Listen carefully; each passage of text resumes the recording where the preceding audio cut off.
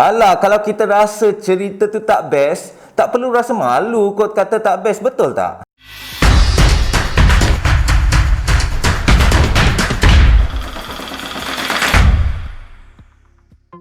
Hello dan WhatsApp guys, semoga kita sentiasa memperingati tentang pejuang-pejuang tanah air yang membawa sejarah yang besar kepada negara. Untuk yang tak kenal lagi, aku Topeng Man, aku suka berbicara tentang movie dan kali ni aku akan review filem sejarah iaitu filem Oppenheimer.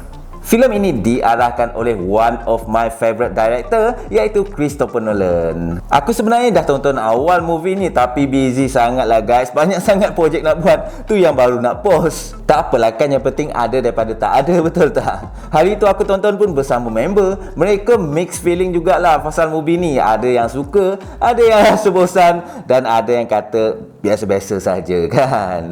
Alah, kalau korang rasa cerita tu tak best, tak perlu rasa malu pun untuk kata tak best. Walaupun ianya dapat skor yang tinggi daripada luar negara, dari pengarah yang hebat dan dari pelakon-pelakon terkenal. Sebab ianya adalah subjektif dan pendapat masing-masing. Aku suka ke tak filem ini? Kejap lagi aku akan ulas. Dan aku tak dipengaruhi oleh siapa-siapa ataupun skor luar negara kalau korang pernah tengok review aku, ok? Sebelum aku mulakan guys, jangan lupa untuk support dengan subscribe dan klik butang loceng supaya korang tak terlepas dengan review terbaru daripada Topeng Man, ok? Jomlah guys, kita layan ringkasan cerita ataupun sinopsis dalam movie ni kejap. Jom.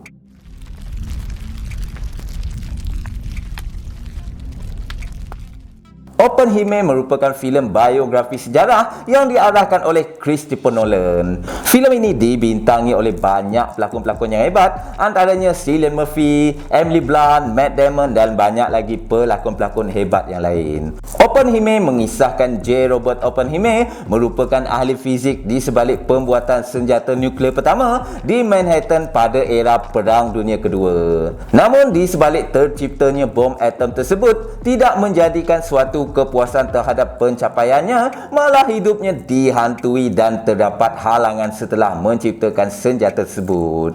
Jomlah guys, kita tengok dulu apa yang best dalam movie ni, ok? Jom.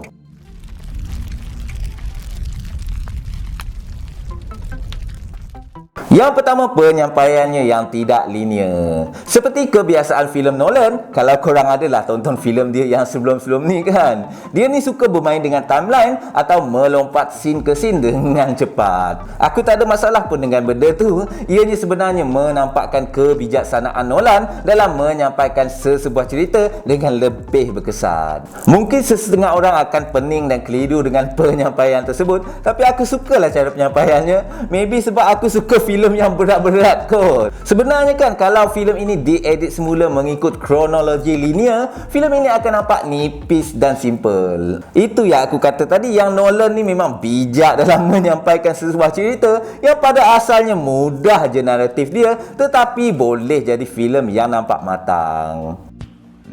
Yep, filem ini bukan untuk semua orang, terutamanya bagi mereka yang tak suka dengan sejarah ataupun perbincangan sesuatu isu yang berat, sebab ianya akan memeningkan korang. Senang cerita, better korang tengok cerita genre yang korang minat, ok? Jangan pula korang terpengaruh dengan skor kat luar negara, sebab tinggi korang nak tonton juga.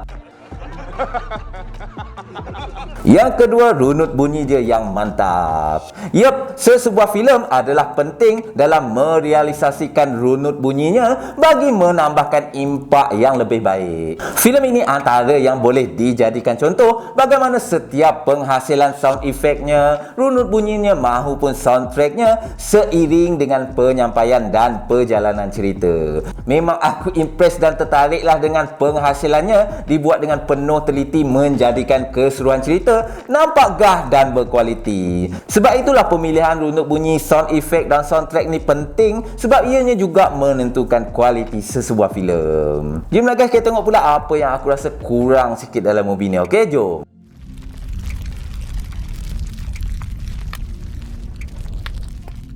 Yang pertama, karakter dia tidak melekat di hati.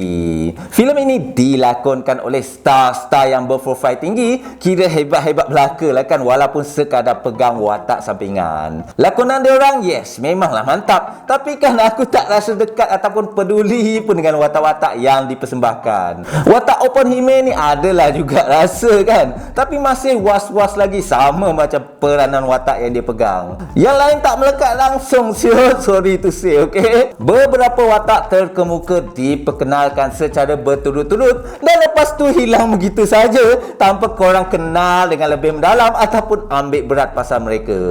Kira tokoh-tokoh yang terlibat hanya dihidangkan begitu sahaja tanpa banyak eksposisi atau latar belakang mereka, seolah-olah semua penonton tahu tentang sejarah mereka.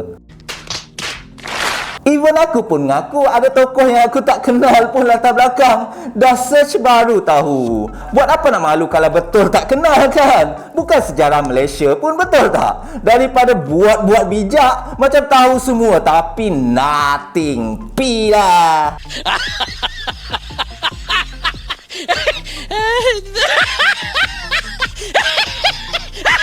Kira korang kena search balik lah sejarah, baru korang tahu siapa tokoh-tokoh tu. Tapi ianya satu kelebihan lah kalau korang kenal siapa tokoh-tokoh tersebut. Pada aku boleh je masukkan sedikit pengenalan tentang tokoh ni kan. Movie 3 jam kot. Bolehlah penonton macam aku ni kenal siapa mereka tanpa search kan. Korang tak apalah, korang pandai sejarah. Aku tak minat sejarah. Oh, hell no. Yang kedua, ada beberapa kesilapan kecil. Berani tu kata ada kesilapan kecil untuk filem Nolan kan. Peduli apa aku? Bukan dikenal pun. Peminat-peminat Nolan pun janganlah mengoyan, okey? Sebab aku pun peminat karya arahan dia.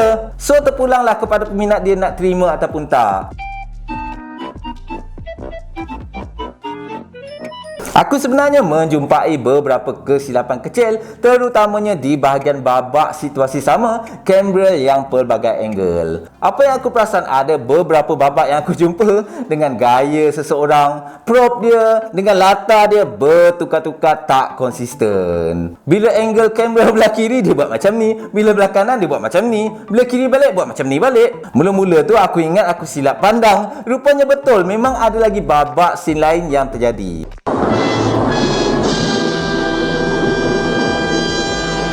Yep, ianya memang tidak ketara. Sebab tu aku kata kecil tadi. Sebab memang ramai orang takkan perasan punya.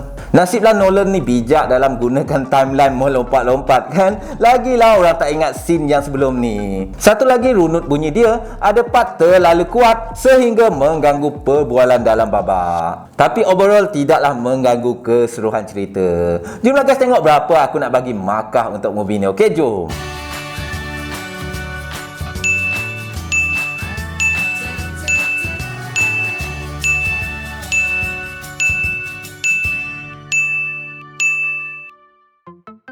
So guys, macam mana dengan markah yang aku bagi? Korang yang dah tonton tu setuju tak? Mestilah ramai yang tak setuju kan? Sebab aku tengok ramai yang bagi rating tinggi untuk movie ni kan? Tapi tak apa, itu pendapat korang. Dan ini adalah pendapat aku. Kalau korang ada pendapat tersendiri, share lah pendapat korang kat ruangan komen kat bawah, okay? Lain orang, lain pendapat dia. Just respect each other. Keseluruhannya, filem ini ada kualiti tersendiri. Bagus penyampaiannya, bagus runut bunyinya, bagus penjelasannya. Tapi ianya bukan filem untuk semua orang, dan bagi korang yang minat tentang filem-filem sejarah, aku syorkan kepada korang untuk menonton, okey? Itu saja pada aku guys. Jangan lupa untuk subscribe, like dan komen pendapat korang. Aku Topeng main poyo tapi jujur.